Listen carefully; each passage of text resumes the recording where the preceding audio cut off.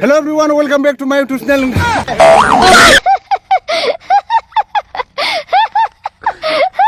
Hello everyone, welcome back to my YouTube channel. नोंथांमोनखौ आंनि YouTube channel बयखौबो खनसे बरायग्रोनाय जाबाय। थ' नोंथांमोन जों दिनै माने रानिं खालामनो थाखाय लाइनआव थाबाय नोंथांमोना नायनो हागोन। गासिबो एम्बु बालाय बायदि खिसां खिसां जानानै दंजोबो। दसे समनि उनाव खारसिगोन नोंथांमोना नायलांबाय थाबानो जाबाय। बेनिफ्राय जों माने बोरै खारनायफोरखौ बोरै बेफोरखौबो देखायनो सेस्था खालामगोन आं नोंथांमोननो। बेनिफ्राय बारनायफोरखौबो देखायगोन। बारनायफोरखौ दा दिनै होगोन नाथाय अखाबो हादों माने दिनै। नायनोसै र' नोंथांमोन मिथिबाय नायलांबाय था। थ' नोंथांमोन जों दायो लाइनआव दङ खारनो रेडि जाबाय आरो ना। नायनो हागोन नोंथांमोना नै एकदम ओइ खिनो ओंखारदों नामालाय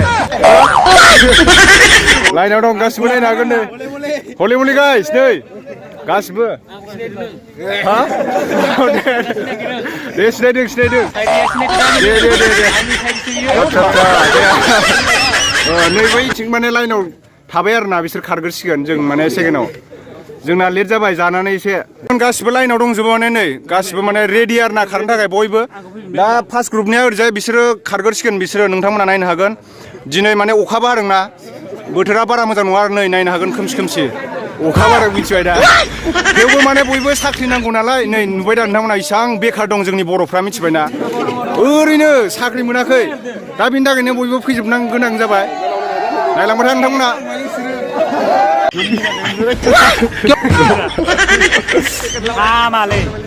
नोंथांमोनाथ' सेकेन्डआव बयबो सिनायजोबखाबाय बिथाङानो सेकेन्डआव दं हो सेकेन्डआव दं बिथाङा बिनि उनाव जोंहा जनि सिन्स दङ बर'नि नाम्बार 1 जनि सिन्स मिथिबाय दा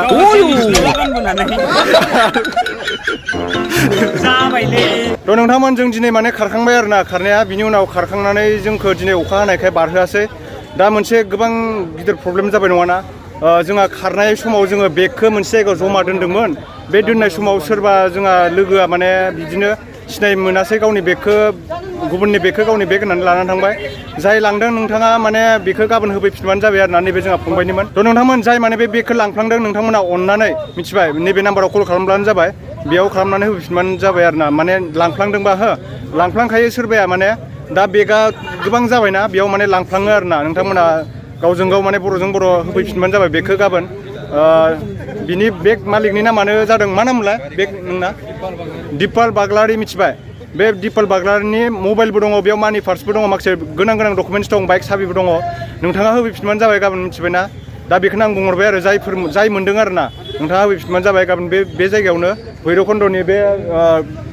स्कुल बे मिथिबायना बे फरेस्ट रिसर्ट ग्राउन्ड बेयाव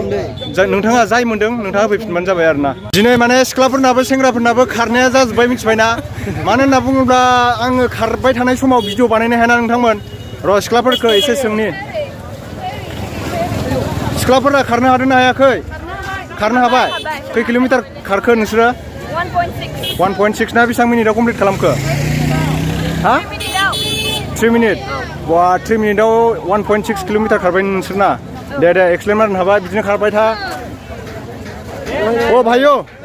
आज कितने किलोमीटर दौड़ा 5 किलोमीटर दौड़ा 5 किलोमीटर कितना समय लगा कितना समय हाँ 10 मिनट्स ना ओके ठीक है 10 मिनट्स 5 किलोमीटर ना वाह तब तो एक्सप्लेन मार दिया तूने हाँ मतलब लेकिन वहाँ पे टाइम नहीं लिखा ना अच्छा ठीक है बेस्ट ऑफ लक ठीक है और आपने और चैनल सब्सक्राइब करने देना ठीक है हाँ नै जोंहा बे जाहैबाय माने जनि सिन्स मिथिबाय औ दे साबस्क्राइब खालामनो मिथिबाय दे फैद' खारनो मोनदों मोनाखै नोंसोरो फैद' खायलाब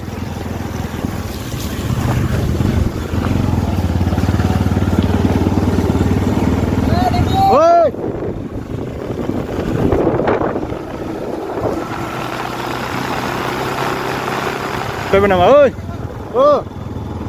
सिख्लाफोरखौ इयाव खारहोदोंमोन दा जोब्बाय नामाथाय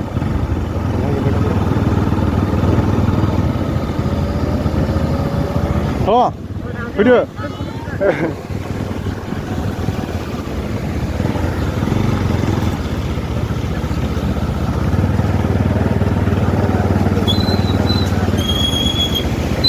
दैया तामाम ओ फैद'